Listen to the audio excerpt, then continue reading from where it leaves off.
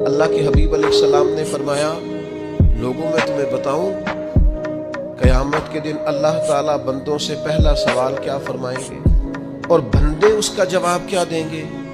حضور فرمانے لگے اللہ قیامت کے دن اپنے بندوں سے سب سے پہلا سوال یہ فرمائے گا، کیا تم میری ملاقات کو پسند کرتے تھے؟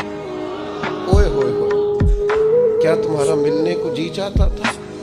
کبھی اے حقیقت منتظر نظر آنا لباس مجاز، کبھی اے حقیقت منتظر نظر آنا لباس مجاز میں، لاکھوں سجدے تڑپ رہے ہیں میری جبین نیاز میں، تمہارا دل کرتا تھا مجھ سے ملنے کو؟ حضور فرماتے بندے عرض کریں گے مالک بڑا دل کرتا تھا۔